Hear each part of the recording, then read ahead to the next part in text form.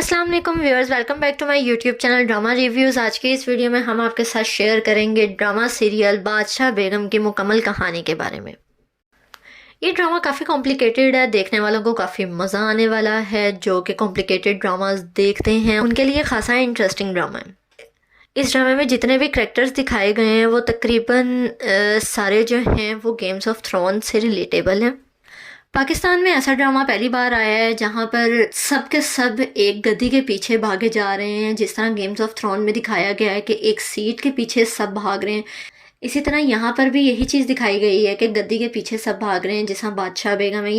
पाकिस्तान का पहला ड्रामा जो कि लड़कों की निस्बत लड़कियों को ज़्यादा तरजीह दे रहा है, जस्ट इस वजह से कि जो गद्दी नशीन है या जिसने बादशाह बेगम बनना है वो औरत होगी, इसलिए हमारे घर बेटी होनी चाहिए, या वो अपनी औरत को ज़्यादा प्रेफर करते हैं एज मर्द। ये ड्रामा काफ़ी कॉम्प्लिकेटेड है, इस वजह से मैं आपको सारे इनके करेक्टर्स के बारे में बताऊंगी। So please do subscribe and like my channel for more reviews. चलिए चलते हैं रिव्यू की तरफ। सबसे पहले मैं आपको बताऊंगी कि यहाँ पर कौन कौन सा करेक्टर किस किस तरह से गेम्स ऑफ थ्रोन के करेक्टर से रिलेट कर रहा है। सबसे पहले सबसे इंटरेस्टिंग करेक्टर की बात कर लेते हैं जिनकी एक्टिंग बहुत अच्छी है और इस ड्रामे में वो एक्टिंग बहुत अच्छी कर रहे हैं। यासिर हुसैन इस ड्रामे में एज पीर कैसर का रोल प्ले कर रहे हैं, जो कि गेम्स ऑफ थ्रोन के खाल रोगों से काफ़ी रिलेट कर रहे हैं। दूसरे करेक्टर की बात कर लेते हैं जो कि फरहान सईद प्ले कर रहे हैं एज पी शाहजेब के नाम से। वो गेम्स ऑफ थ्रोन के जॉन स्नो के करेक्टर से काफ़ी रिलेट कर रहे हैं। थर्ड करेक्टर की बात कर लेते हैं ज़रा नूर अब्बास खलीसी का रोल प्ले कर रही हैं एज जहां आरा। नेक्स्ट करेक्टर की बात कर लेते हैं टेरन लेनेस्टर, यहाँ पर रोल प्ले कर रहे हैं एज पीर मुर्राद, जो कि पीर शाहजेब के छोटे भाई दिखाए गए हैं। लास्ट इंटरेस्टिंग करेक्टर की बात कर लेते हैं सरसे लेनेस्टर, वो रोल प्ले कर रही हैं एज जो अब हमें बादशाह बेगम दिखाई जा रही है। तो गाइज अब सारे करेक्टर्स की हो गई है बात, उनको सारा क्लियर आउट किया गया है। अब हम बात करते हैं ड्रामे की कंप्लीट स्टोरी के बारे में कि इस ड्रामे में सब के सब गद्दी के पीछे क्यों भागे जा रहे हैं। जो जेंट्स हैं वो सारे गद्दी के पीछे भाग रहे हैं, जो कि इस वक्त गद्दी है पीर शाह आलम के पास, और जो लेडीज़ हैं जितनी भी औरतें हैं वो सारी वो इसलिए भाग रही हैं कि उनको बादशाह बेगम बनना है। तो गैस ड्रामे का स्टार्ट कुछ इस तरह से हुआ कि रोशन आरा और जहां आरा को दिखाया गया, रोशन आरा को दिखाया गया कि वो एक क्लब में डांस कर रही है बख्तियार नामी लड़के के साथ जिसको वो पसंद करती है, और जहां आरा वहां पर आती है उसको सेव करने के लिए, जो कि उसकी बड़ी बहन दिखाई गई है। एक्चुअली में यहाँ पर रोशन आरा जो है वो बख्तियार को लाइक करती है और बख्तियार जो है वो जहां आरा को पसंद करता है। और रोशन आरा बहुत जलती होती है अपनी सिस्टर से जहां आरा से कि बख्तियार उसको क्यों इतना लाइक करता है, मुझे क्यों नहीं लाइक करता। असल में पीर शाह आलम की दो बेगमात थीं, एक में से ये दोनों बेटियां थीं जिसकी हो चुकी है डेथ, और दूसरी जो बेगम थी वो शायद इसकी बेगम ऑफिशियली नहीं थी, और जो इसका बेटा है कैसर वो शायद इसकी नाजायज़ औलाद हो। और जो यहाँ पर बादशाह बेगम दिखाई गई है वो पीर शाह आलम की बहन दिखाई गई है, जिसके दो बेटे होते हैं, एक पीर शाहजेब और दूसरा पीर मुराद। अब यहाँ पर बात कर लेते हैं हम कैसर के करैक्टर की।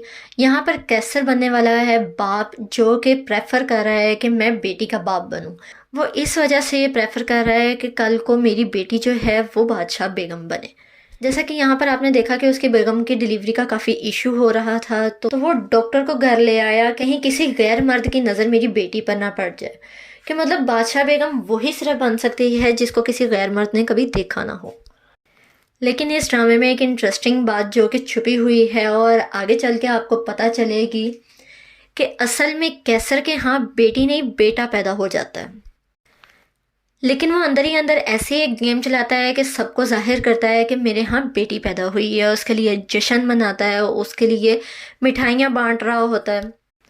और दूसरी तरफ पीर शाहजेब जो है वो भी इसी चीज़ को लेके काफ़ी टेंस होता है कि कैसर के हाँ औलाद अगर बेटी पैदा हो गई तो वो काफ़ी पावरफुल हो जाएगा।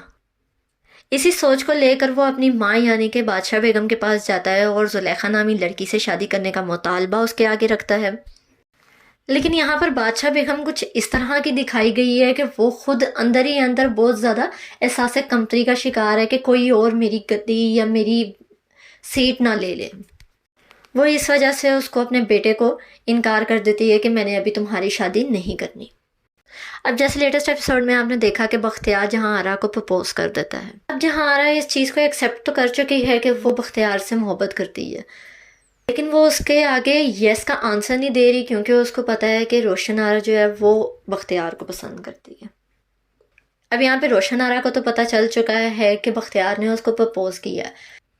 रोशन आरा जहांआरा को काफ़ी टॉर्चर करेगी आगे चल के, बादशाह बेगम के साथ मिलकर काफ़ी उसके लिए साजिशें प्लान करेगी। अब आगे चल के आप देखेंगे कि बादशाह बेगम का काफ़ी बुरा हाल होने वाला है और वो एक टाइम पे आके मर जाएगी, जिसके बाद यहाँ पर जहांआरा को सीट मिलेगी बादशाह बेगम की, उसको बादशाह बेगम बनाया जाएगा और जो गद्दी नशीन होगा वो गद्दी किसको, पीरापुर की गद्दी दी जाएगी। वो पेशा आलम अपने बेटे कैसर को नहीं, बल्कि जो उसका बाहर रहता है बेटा, जो कि जहांआरा और रोशन आरा का सगा भाई होगा, वो बाहर से पढ़कर आएगा और उसको वो गद्दी देगा। यहाँ पे शाहजेब काफ़ी एहतजाज करेगा कि जहांआरा को बादशाह बेगम ना बनाया जाए, जिसने शहर की पूरी हवा खाई हुई है और उसको हर गैर मर्द ने देखा हुआ है, तो उसको ना बनाया। लेकिन यहाँ पर जहांआरा बादशाह बेगम बन जाएगी। यहाँ पर अब बख्तियार तो बहुत मोहब्बत करता है जहांआरा से। यहाँ पर जब जहांआरा बादशाह बेगम बन जाएगी तो वो प्यार वाला सीन तो चलाने से रही और बख्तियार बार बार उससे मिलने के लिए आएगा। रोशन आरा बादशाह बेगम जो कि वो नहीं रही, उसके बेटे मुराद के साथ मिल जाएगी, उसके साथ मिलकर काफ़ी साजिशें प्लान करेगी अपनी बहन जहांआरा के लिए। वहाँ पर मुराद को कहेगी कि तुम किसी भी लड़की के साथ ज़्यादती करो ताकि नाम मेरी बहन जहांआरा के ऊपर आए कि वो इस वक्त बादशाह बेगम बनने के लायक नहीं है और वहाँ पर हवेली की रखवाली नहीं कर पा रही। ये सब कुछ जब हो जाएगा, शामिर जो कि इनका भाई है, पेशा आलम ने जिसको गद्दी दी है, वो आएगा और इस सारे मामलात को सॉर्ट आउट करेगा। अब यहाँ पर कोई रोशन आरा के दिमाग में डाल देगा कि तुम इस गद्दी पर अगर बैठ गई, तुम इस सीट पर बैठ गई, तुम अगर बादशाह बेगम बन गई तो बख्तियार भी तुम्हारा होगा और जैसा तुम चाहोगी वैसा ही होगा। देन वो इस खोज में रहेगी कि कब बख्तियार उससे आकर मिलता है, वो कब छुप छुप के मिलते हैं और मैं इनका राज फाश करूं। और फिर जहांआरा के पास इतनी ताकत है कि वो रोशन आरा को मारने की धमकी तक देगी।